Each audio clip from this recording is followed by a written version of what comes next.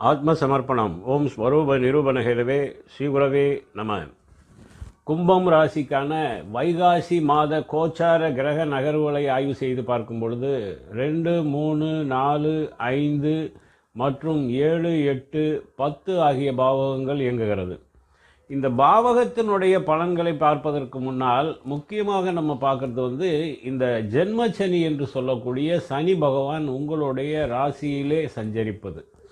இந்த ஜென்மச்சனியினால் இருந்த பாதிப்புகள் பிரச்சனைகள் எல்லாம் இனி இருக்காது. காரணம் என்னன்னு கேட்டிங்கன்னா, சென்ற மாதம் 28ஆம் தேதி குரு பெயர்ச்சி ஆகியிருக்கிறார்.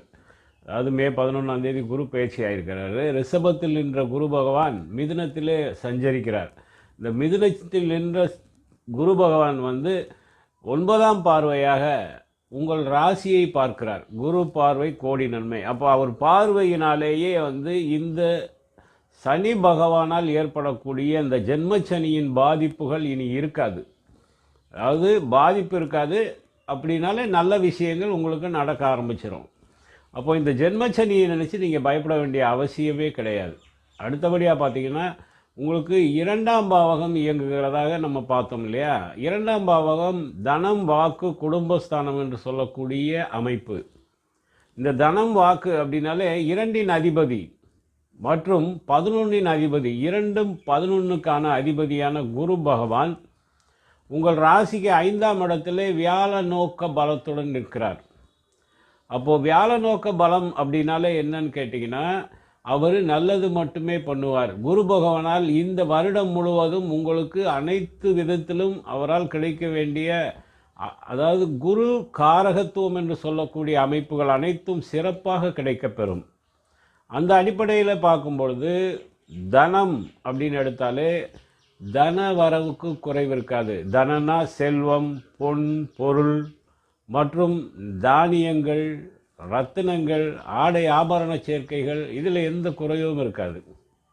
மேலும் பார்த்தீங்கன்னா, இந்த வாக்கு அப்படின்னு சொல்கிறது, இது வரைக்கும் நீங்கள் மறுத்து பேசுவது, எதிர்வாதம் செய்வது, வீண் பேச்சு பேசுவது போன்ற மாதிரியான ஒரு பேச்சில் இருந்திருந்தீங்கன்னா, இனி வரக்கூடிய காலங்களில், அதுவும் இந்த மாதத்திலே நீங்கள் பேச்சிலே ஒரு இனிமை இருக்கும். அதாவது நீங்கள் பேசுகிறது ஒரு ஆன்மீகவாதி எப்படி பேசுவாங்களோ அது மாதிரியான பேச்சுக்கள் அதிகமாக இருக்கும். ஒரு ஆன்மீகத்திலே அதிக அளவில் ஈடுபடக்கூடியவர்கள், ஆன்மீகத்திலே மூழ்கி இருக்கக்கூடியவர்கள்லாம் எப்படிப்பட்ட ஒரு வார்த்தைகளை பேசுவார்கள், வார்த்தை உபயோகங்கள் எப்படி இருக்குமோ அது போன்ற பேச்சுக்கள் உங்கள்கிட்ட அதிக அளவில் இருக்கும். அது கோபம் அப்படிங்கிறது குறைஞ்சிரும், இருக்காது. முன்கோபம், தேவையில்லாத விஷயங்களுக்காக கோபப்படுவது, இது எல்லாமே இருக்கவே இருக்காது. மேலும் பார்த்திங்கன்னா, இந்த 2ஆம் இடம் அப்படிங்கிறது ஒரு அதிர்ஷ்டத்தை குறிக்கும். அதாவது அதிர்ஷ்டத்துக்கு குறைவு இருக்காது. ஏதாவது ஒரு சில காரியங்கள் தடை தாமதப்பட்டு கொண்டிருந்தது எல்லாமே இந்த காலகட்டத்தில் அதிர்ஷ்டத்தினால் உங்களுக்கு அந்த காரியங்கள் நிறைவேறக்கூடிய அமைப்பு உண்டு. மேலும் 3ஆம் பாவகம் வலுவாக இயங்குகிறது. 3இன் அதிபதியும், மேலும் பார்த்தீங்கன்னா 10இன் அதிபதியும் கூட. அதாவது 3ஆம் இடம் மேஷம், மேஷத்தின் அதிபதியும் 10ஆம் இடமான விருச்சிகத்தின் அதிபதியான செவ்வாய் பகவான் உங்கள் ராசிக்கு 6ஆம் இடமான கடகத்திலே, அதாவது உபஜெயஸ்தானம் என்று சொல்லக்கூடிய அந்த ஸ்தானத்திலே சஞ்சரிக்கிறார். அப்போது இந்த 3ஆம் இடம்ங்கிறது வெற்றி ஸ்தானம், பூமி லாபம் மற்றும் தனது காரியத்திலே கண்ணும் கருத்துமாக இருந்து வெற்றி பெறுவது, வேலையாட்களால் எதிர்பாராத லாபம், தனவரவு, தொழில் மேன்மை கிடைக்கப் பெறுவது. அதுவும் பார்த்திங்கன்னா இந்த 6ஆம் இடத்துல அவர் இருக்கார். அப்போது இந்த 6ல் நிற்கிறதுனால 6க்குடைய அந்த கடகத்தின் அதிபதியான சந்திரனும் 10ல் நிற்கிறாரு. 10லையும் பூரண சந்திரனாக நிற்கிறார். இந்த 6இன் அதிபதி பூரண சந்திரனாக நிற்கிறதுனால உங்களுக்கு வெளிச்சம் உங்கள் மேல் படுகிறது. அப்போது உங்கள்கிட்ட இருக்கக்கூடிய குறைகள், அதாவது குறைகள்னால் குணத்திலே இருக்கக்கூடிய குறை மாறும். உடல் ரீதியான பாதிப்புகள், அதுவும் குறைதானே. இப்போ உடல் ரீதியாக ஒரு நோய் சம்பந்தப்பட்ட பாதிப்பில் இருப்பவர்களுக்கும் அந்த பாதிப்பிலிருந்து நீங்கள் சுத்தமாக வெளியில் வரக்கூடிய அமைப்பு. எதிரிகளால் இருந்து வந்த தொந்தரவுகள், எதிரி தொந்தரவு எல்லாமே மாறிடும்.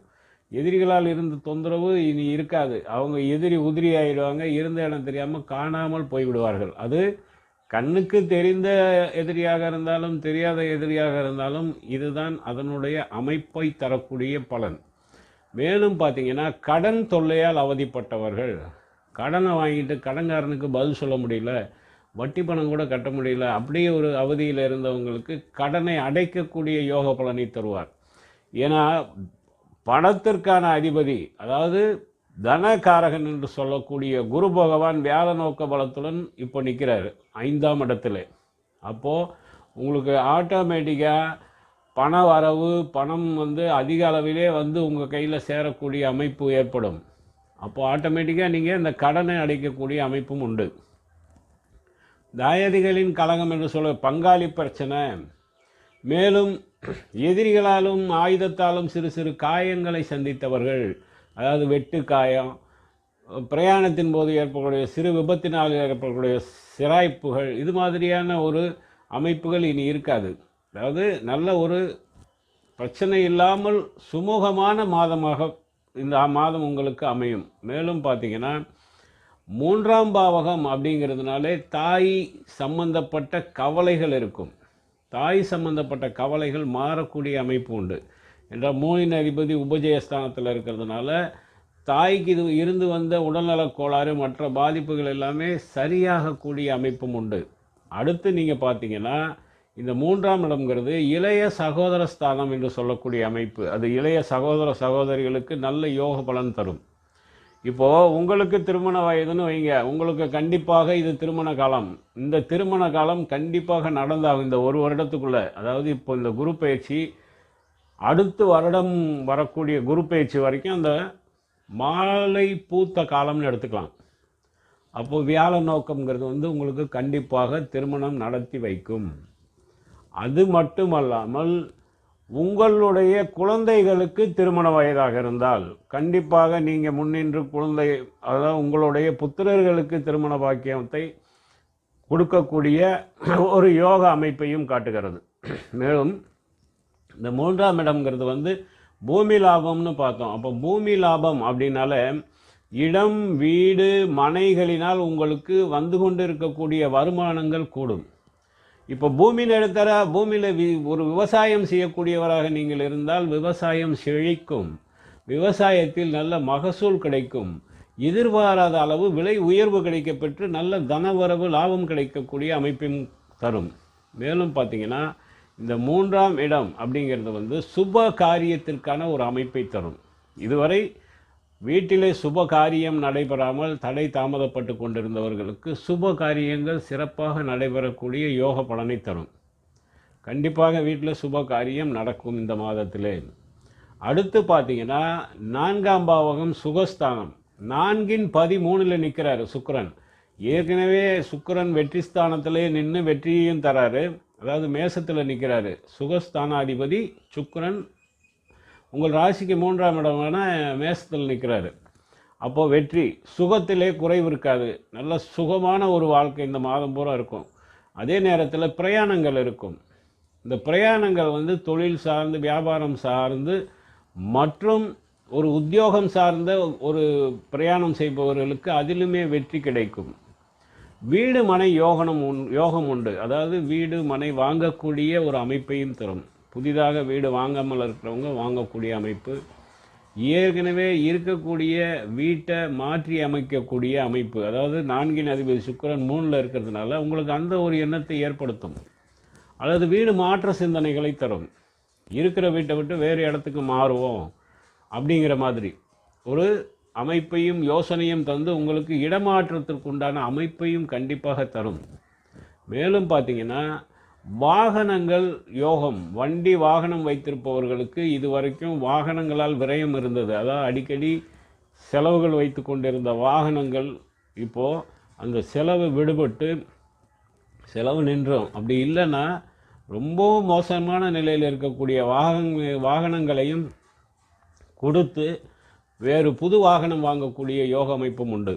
மருத்துவ செலவு, மருந்து வகைகளிலான செலவுகள் சுத்தமாக இருக்காது. மருத்துவ செலவு நின்றோம். அதே போல் வேடிக்கை விளையாட்டு கேளிக்கைகளிலே அதிக அளவு ஈடுபடக்கூடிய அமைப்பையும் தரும். அதாவது நல்லா சுகமாக போயிட்டு வேடிக்கை விளையாட்டுகளில் கலந்துக்கிறது அல்லது கேளிக்கைகளில் கலந்து கொண்டு ஒரு மகிழ்ச்சியான குதூகலமான ஒரு சூழ்நிலையை அனுபவிப்பது, மேலும் பிரயாணங்கள் மூலம் ஏதாவது சுற்றுலா ஸ்தலங்களுக்கு சென்று கேளிக்கைகளை அனுபவிப்பது, இது மாதிரியான ஒரு நல்ல இன்பகரமான ஒரு சூழ்நிலையும் இந்த மாதத்திலே அமையும். மேலும் இந்த 4ஆம் இடம் அப்படிங்கிறது அதிர்ஷ்டம் மட்டுமல்ல, மேலும் பார்த்தீங்கன்னா இது பசுபால் விருத்தி என்று சொல்லக்கூடிய அமைப்பையும் காட்டும். அதாவது பசுபால் விருத்தினா கால்நடை வளர்ப்பவர்களுக்கு, இந்த கால்நடை நாய் இது மாதிரி கால்நடை வளர்த்து விற்பனை செய்பவர்கள் வளர்ப்பவர்களுக்கு நல்ல ஒரு முன்னேற்றம் உண்டு. அதாவது அதனுடைய விருத்தி அதிக அளவிலே இருக்கும். அதன் மூலம் உங்களுக்கு லாபங்களும் கிடைக்கப்பெறும். மேலும் பார்த்தீங்கன்னா நண்பர்கள் உறவினர்கள் உங்களுக்கு ஒத்தாசையாக இருப்பாங்க. எதிர்பாராத அளவில் அவர்கள் மூலமும் உங்களுக்கு வருமானம் கிடைக்கும். நீரினால் வருமானம் கிடைக்கக்கூடிய அமைப்பு உண்டு. அது மட்டுமல்லாமல் 5ஆம் பாவகம் இயங்குகிறது. இந்த 5ஆம் பாவகம் அப்படிங்கிறது பூர்வீக ஸ்தானம் என்று சொல்லக்கூடிய அமைப்பு. இந்த பூர்வீக ஸ்தானம் மட்டுமல்ல, புத்திரஸ்தானம் என்றும் எடுத்துக்கொள்ளலாம். இந்த புத்திரர்களுக்கு இது வரைக்கும் ஒரு வேலை வாய்ப்பு இல்லை, அது ஒரு சரியான வேலை அமையலை, இல்லை ஒரு திருமணம் ஆகக்கூடிய வயதில் உள்ள குழந்தைகளுக்கு புத்திரர்களுக்கு ஒரு நல்ல வரன் அமைஞ்சு திருமணம் முடியலை அப்படிங்கிற ஒரு கவலையில் இருந்தவங்களுக்கு இப்போ அவர்களுக்கு திருமணம் கைகூடும், நல்ல வேலையும் கிடைக்கக்கூடிய அமைப்பு தரும். மற்றும் உங்கள் குழந்தைகள் போட்டி பந்தயங்களில் போய் கலந்துக்கிறாங்கன்னா கண்டிப்பாக வெற்றியோடு திரும்புவாங்க. பாராட்டு பரிசு வெகுமதிகளோடு மகிழ்ச்சியாக அவர்களை நீங்கள் பார்க்கலாம். அவர்களுடைய முன்னேற்றம் உங்களுக்கு மகிழ்ச்சியை தரக்கூடிய அமைப்பையும் தரும். மேலும் பார்த்தீங்கன்னா உங்கள் ராசிக்கு 8ஆம் பாவகம் வலுவாக இயங்குது. இப்போ இந்த 8ஆம் பாவம்னாலே நீதிமன்ற வழக்கு சம்பந்தமான பிரச்சனைகளே சிக்கியிருப்பவங்க, நீதிமன்ற வழக்குகளை சந்தித்து கொண்டிருப்பவர்களுக்கு அந்த நீதிமன்ற வழக்குகள் உங்களுக்கு சாதகமான தீர்ப்பை தரப்போகிறது. பிரச்சனைகளை சந்தித்து கொண்டே இருந்தவர்கள், எதை எடுத்தாலும் அதில் ஒரு பிரச்சனை, எந்த ஒரு காரியத்துக்காக நம்ம ஒரு முயற்சி பண்ணாலும் அதில் ஒரு பிரச்சனையை அணுகுவது, அந்த பிரச்சனைகளை சந்தித்து அதுக்கப்புறமா அந்த வேலைக்கே உள்ளே நுழையிறது, இது மாதிரியான அனுபவம் கொண்டவர்களுக்கு இனிமேல் பிரச்சனைகள் இருக்காது. காரிய தடங்கள், அதுதான் காரிய தடங்கள்னால் எந்த ஒரு காரியத்துக்கு முயற்சினாலும் தடங்கிறது. காரிய தடை, தாமதம். ஒரு வேலைக்காக இருங்கன்னா ஒரு மந்தமான போக்கு, மெதுவான போக்கு அனுபவிச்சுட்ருப்போங்க. ஒரு வேலை செய்யணும்னா அப்புறம் பார்ப்போம், நாளைக்கு பார்ப்போம், சாயந்தரம் பார்ப்போம், அப்படியே ஒரு மந்தத்தன்மையோடு இருந்தவங்களுக்கு அந்த மந்தத்தன்மை மாறும். பழி பாவத்தினால் அவதிப்படக்கூடியவர்கள், அதாவது நீங்கள் செய்யாத விஷயத்துக்காக யாரோ பண்ண விஷயத்துக்கு நீங்கள் பழி ஏற்றுக்கிட்டு அதனுடைய பாவத்தை நீங்கள் சுமக்கிற மாதிரியான ஒரு அமைப்பு இருந்தவங்களுக்கும் அது மாறும். தீராத கவலையில் அவதிப்பட்டவர்களுக்கு அந்த கவலைகள் மாறும். களத்திர விரோதம் என்று சொல்லக்கூடிய கணவன் மனைவி பிரச்சனை, கணவன் மனைவிக்குள்ள கருத்து வேறுபாடு, இதனால் பிரிவினையில் இருந்தவங்களுக்கு அவர்கள் இருவரும் ஒன்றிணையக்கூடிய யோக பலனையும் தரும்.